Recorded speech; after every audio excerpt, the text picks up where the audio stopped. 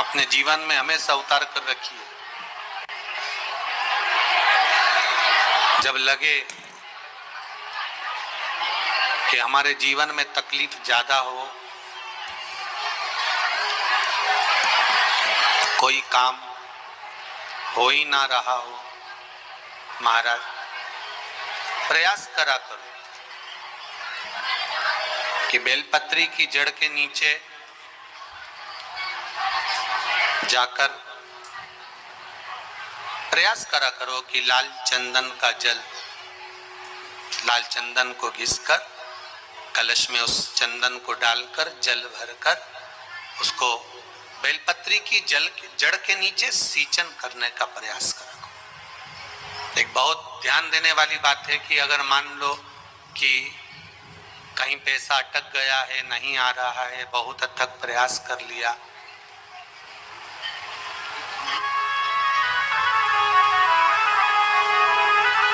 लाल चंदन का जो जल होता है, ये व्यक्ति के जीवन में जो धन कहीं रुक गया, अटक गया, नहीं दे रहा, बेलपत्री के वृक्ष के नीचे, जड़ के नीचे सींचन करने से वो प्राप्त होता है।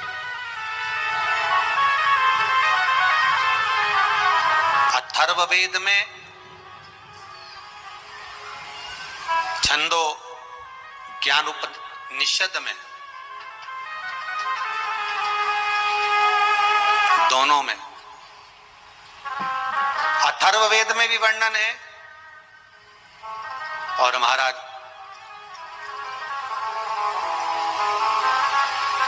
वर्णन किया गया कि पीपल के वृक्ष की जो जड़ होती है, बेलपत्री के वृक्ष की जो जड़ होती है,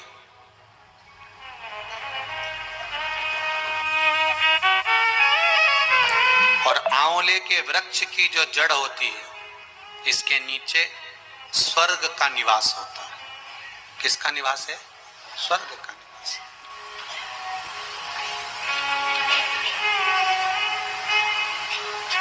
अथर्ववेद में भी कहा और छंदो उपनिषद में भी वर्णन करा।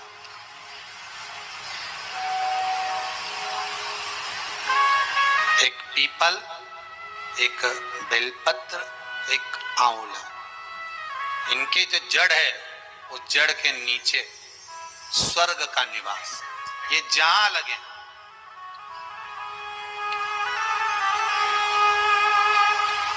बस एक बात का ध्यान रखिए उसके लिए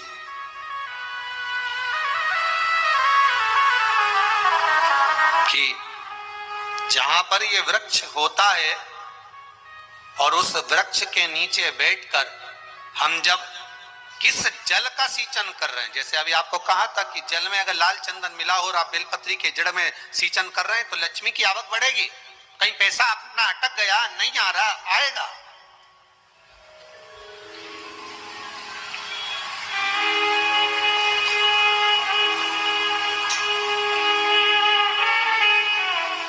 पीपल की जड़ में इत्र का जल, पीपल की जो जड़ होती है उसमें इत्र का पानी, थोड़ा सा जल, उसमें थोड़ा सा इत्र का भाग हो महाराज, और आप भगवान पीपल देव, पिपलेश्वर महादेव का स्मरण कर कर पीपल की जड़ में अगर जल चढ़ा रहे हैं और मान लो शरीर में कोई कष्ट हो गया है, शरीर में कोई रोग हो गया है, कोई मालूम पड़े ये हाथ 4 दिन से दुख रहा है, या 4 दिन से ये नस दब गई है, या ये कमर दब रही है, तो आप 2-4 दिन कर देखो। कलश के अंदर जल, जल में इत्र का थोड़ा सा भाग, पीपल की जड़ के नीचे आप उसका सींचन करिए पिपलेश्वर महादेव के नाम से। उस जल को थोड़ा सा भाग लेकर आ जाओ, उसी में से जो चढ़ाया है, और उस स्थान पर जहां कष्ट है उसको लगाना प्रारंभ करिए। 2 दिन 3 दिन कर देखो। प्रैक्टिकल करने में क्या जाता है? सीवर वाला महाराज झूठ बोल रहा हो तो प्रैक्टिकल करने में क्या जाए, करते रहो। जिन ने प्रैक्टिकल करे उनका रिजल्ट यहां सामने है, जिन ने करे। एक चरित्र आता है, एक बहुत सुंदर संवाद है, जरा ध्यान दीजिएगा।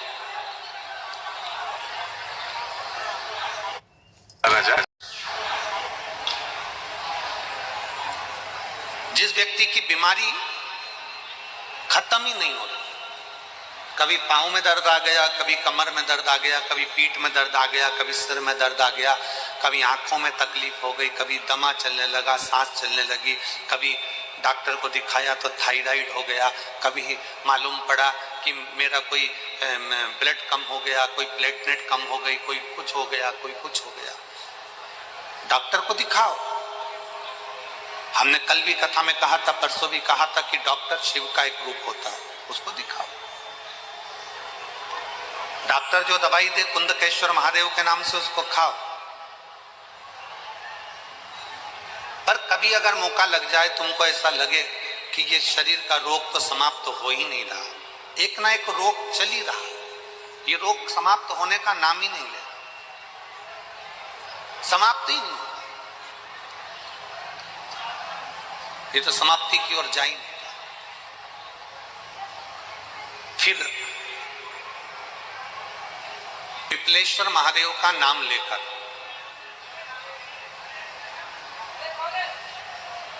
पिपलेश्वर महादेव का नाम लेकर कुछ भी मीठा जो बना सकते हो, हलवा बना सकते हो हलवा, सीरा बना सकते हो सीरा, खीर बना सकते हो खीर, चूरमा बना सकते हो तो चूरमा, लड्डू बना सकते हो तो लड्डू, जो तुम घर में मीठा बना सकते हो, उसका केवल 7 ग्रास का अन्न, कितने ग्रास, जम के बोलो जरा, 7 ग्रास, 7 ग्रास मतलब 7 और 7 ग्रास का अन्न एक पात्र में ले लो,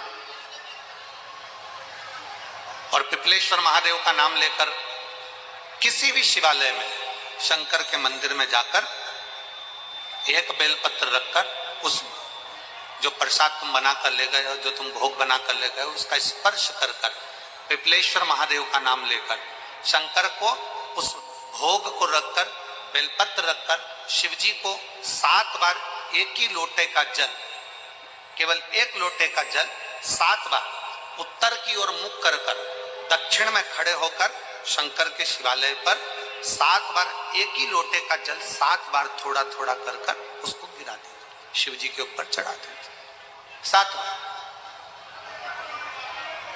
बाद में जो प्रसाद पर आपने बेलपत्र रखी है, उसी बेलपत्री को उठाकर शंकर के शिवलिंग पर चढ़ा दीजिए।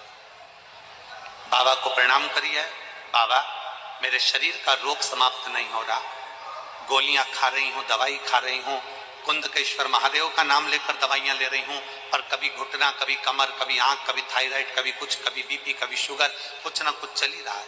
बाबा अब आपको संभालना, किसी भी दिन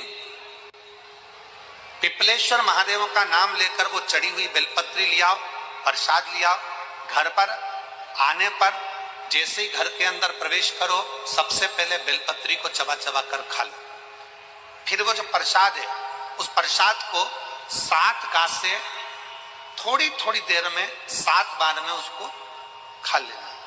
बाबा देवाधिदेव महादेव का नाम लेकर, पिपलेश्वर महादेव का नाम लेकर प्रणाम कर कर जल का आचमन, हाथ की हथेली में जल लेकर 7 बार आचमन कर लीजिए और शिव का, पिपलेश्वर महादेव का नाम ले लीजिए। धीरे धीरे 15 दिन लगेंगे और 15 दिन में बीमारियां अपने आप कम होना प्रारंभ हो जाएगी और बाबा आपका हाथ पकड़कर आगे बढ़ाएंगे। शिव तत्व की प्राप्ति, कैसी भी बीमारी हो, कैसा भी दुख है, कैसी भी तकलीफ है, कैसा भी कष्ट है, कैसा भी समस्या है, पिपलेश्वर महादेव का नाम का थोड़ा सा मीठा बनाकर पूजन कर कर, बेलपत्र रखकर, शिव को जल चढ़ाकर, बेलपत्र वापिस शिव के शिवलिंग पर रखकर, फिर बाबा को जल समर्पित कर बड़े भाव के साथ में बाबा के उस आनंद को, प्रसाद को लेकर उसको पाइए।